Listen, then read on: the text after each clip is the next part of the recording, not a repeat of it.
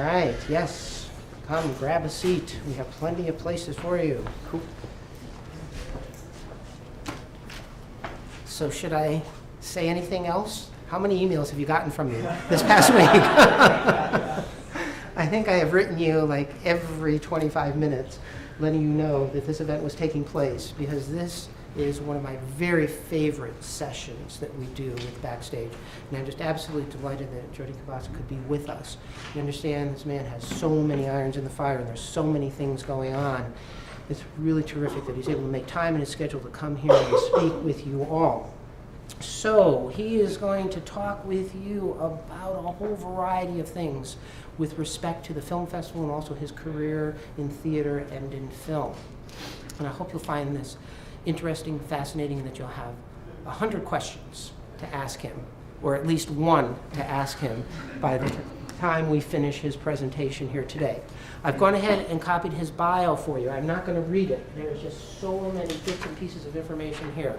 Most recently, Jody was appointed Vice Provost for the Arts here at UVA. It's a wonderful position. We're so glad that we have a Vice Provost for the Arts. And matter of fact, he's going to have to run over to the Fralin Museum to do introduction of Patrick Dougherty, is that how I pronounce his last name, who is doing this wonderful installation. Have you been over to the Culver Theater to see the installation that's going on? Were any of you one of the 4 students that were seen climbing on the sculpture last night? Come on. Whoa.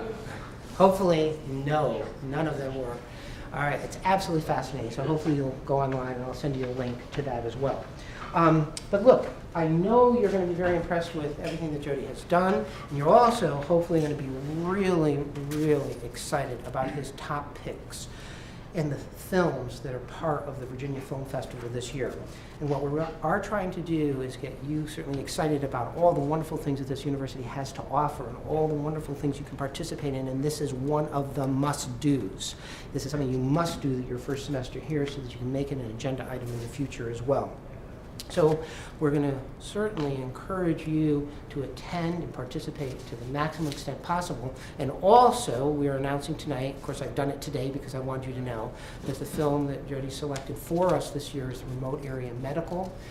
Absolutely fascinating documentary. We're going to be screening that. That is the Brown College sponsored film in Newcomb Hall. We have it on grounds this year. This is the first year we're having it on ground, so it should make it very easy for you to attend, but you must get your ticket. So I'm plugging that now. I'm also telling you that after Jody talks to you about these films, if you are interested in any of these films, you need to go online immediately. You had sold out 41 screenings last year were completely sold out before they screened. So we had many people very disappointed that they wanted to go to things and then found out there were no tickets available. And you can go for free. And I'm sure you'll mention a little bit about the Students' Arts Dollars. And I've given you all the instructions as to how to go and get your tickets. You must get your ticket for Remote Area Medical. Even though you're in Backstage, register for this class, and it is our class that week, you cannot get into the theater without a ticket. So you must have a ticket. And we are going to have a reception after that right there, either in Newcomb Hall, if they'll allow us to do that, or at the Hill House. So we'll keep you posted with respect to that. And of course, hopefully you'll be so excited about all the things that we're talking about here today that you want to volunteer. Multiple volunteer opportunities for you. I do have another bit of information that our copy machine failed us on here. I'm going to scan it, send it to you. It's basically a lot of descriptions about all of these venues. But these are still the shifts available and sites available. If you want to volunteer, you'll get a t-shirt and you will have some free food and you will have an opportunity to see that particular screening without using your arts dollars. In the Digital Media Gallery, they definitely need installation helpers at the 2nd Street Gallery. That's one that is very wide open right now. So please contact Jenny Gardner. You have all of her information there, and she will sign you up. Okay, so that was a lot of information, but I want to get all of that out because I know I'm going to get totally mesmerized about the different films, and I will go into another place. I will be in another world here with all of the films that we'll be talking about. So I wanted to share all that with you at the start. So without any further comments from me, I'm going to turn this over to Jody and let him talk to you about this year's film festival and the film industry. Thanks, Jody. Thank you, Steve. Thank you, everyone. So first of all, thank you to Stephen and Brown College for inviting me here. It's actually a privilege for me to be able to speak every year to Brown College, and it's been a great relationship for us for the last several years, and one of the pleasurable things I do as we prepare for the film festival. You'll have to excuse me for just a moment, because I'm going to be the old guy giving you guys a lecture, taking you back to my days when I was a student. But I really encourage you, when you're here on the grounds of the university, to take advantage of all that it has to offer. I know when I grew up as a kid, I came from a family of relatively modest means. In fact, to be honest, we were poor. I never knew it. I was loved, I had food, I had good clothing, but I didn't always know at the end of the week when my parents were counting change, why they were counting change. It just never dawned on me because I felt so well taken care of. They loved the arts. My mom had been a big band singer in the 1930s, and my father read, although he only had a high school education, but he loved music and played opera and classical music. And so I grew up with a love for the arts, and I watched old hot black and white Hollywood films and musicals when I was a kid, and my sister was a professional actress and a dancer. So I got exposed to the arts at a young age. And when I was fortunate enough to get into college, and I actually went to Rollins College, where I received my liberal arts degree, and I majored in history, but I started actually performing in live theater there. And I took advantage of virtually everything that I possibly could when I was there, because I hadn't had that opportunity before. And some of it wasn't for me. I mean, sometimes it would be a matter of just getting out and showing up, and after 10 minutes going, I'm going to sneak out the back. That's okay. That's okay. But it's the effort to go there and see if it is for you in that process of discovery, which is so important, because I guarantee you, you will never have this luxury again in your life. Later on, it's going to cost you a lot of money to go see an opera, or to hear classical music, or any of the other myriad of things that are offered here, the lectures, everything that happens here across the grounds on a regular basis. In fact, there's so much on any given night, you couldn't see all of it. There's no way you could cover all of it. But take advantage of at least some of it while you're here, because it's important. It will define who you are as you go out into the world later, and it will be so much harder later on when you're working a job and it costs money, or if you have a family, or you have other obligations. It's all right here, and sometimes it's just outside your room and takes 5 minutes to get there. So that's it for the lecture part of the presentation, but I do want to encourage you to do that. For instance, how many of you saw Tina Fey when she was here? Excellent. I'm so glad to hear that. And of course, that was pretty convenient for all of you, wasn't it? You can thank me for that. Originally, I was going to stage it over at the Arts Grounds, but decided to move it over to the amphitheater. Checks in the mail. But that's a wonderful thing, and I'm glad you were able to do that. And think about what Tina Fey had to say out there for her inspiration for the arts, and what's gone on to help inform her career and define who she is.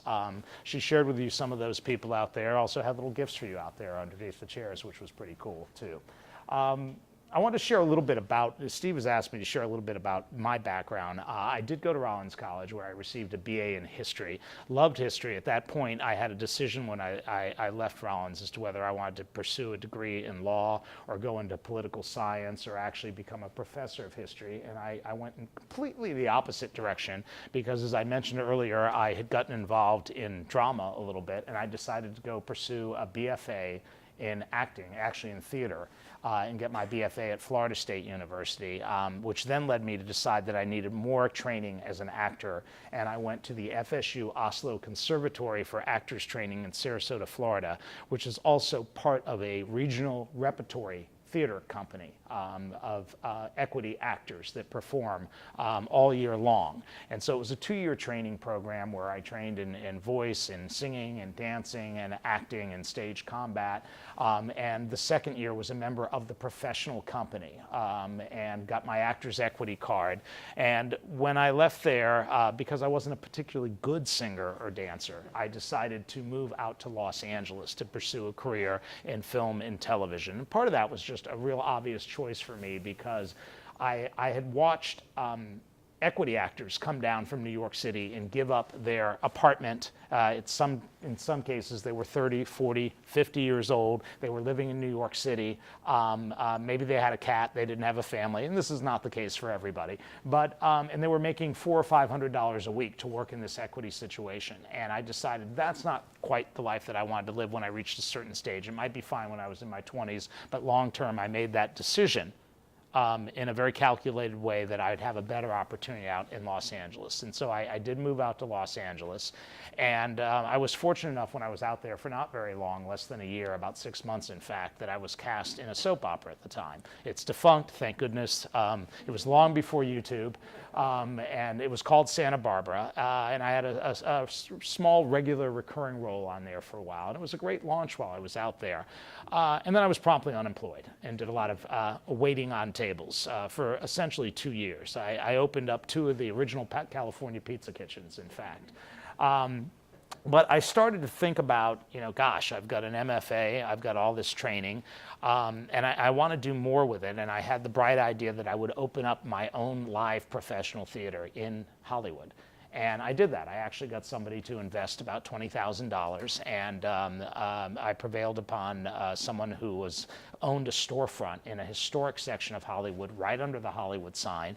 And I went in with a partner, and we knocked out the walls. My father actually flew in and helped me install old vaudeville seats that we lovingly restored, and I built a 92-seat theater out there. And in a period of 7 years, and it was a really vibrant, dynamic period of my life from an artistic perspective, I went on to produce about 100 plays, most of them original works. It was kind of the default theater for that section of Hollywood because so many of the stars lived up in Hollywood. So on any given night, Warren Beatty and Annette Bening came to my theater when they first started dating. Kevin Costner was there. President Reagan came with Nancy Reagan and 8 Secret Service members because one of the people who had written a play there, it was a one-act play, his father had been in his administration. And so that was kind of bizarre because you had a 92-seat theater with 8 Secret Service agents and the former President of the United States and his wife sitting in it. And nobody watching the play, they're all just kind of watching them.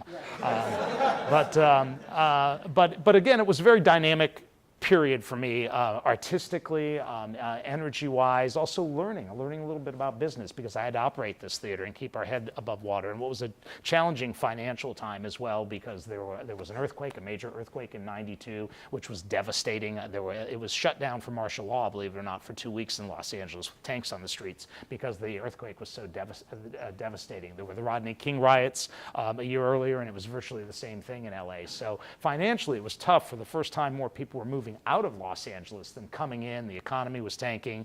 And at that point, I decided I was going to move back to Florida. My father was ailing a little bit. I shouldn't say ailing, but he was getting older. He needed some help.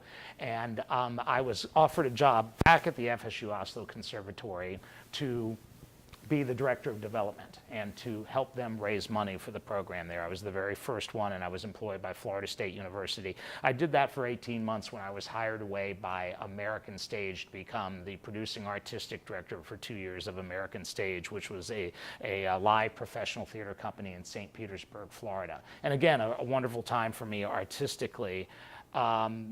And then all of a sudden, I was hired away to found the Sarasota Film Festival by a board of directors. And I started that with $1,000 in the bank, no office, no business cards, no computer. And in 10 years, it was the largest film festival in the southeast of the United States.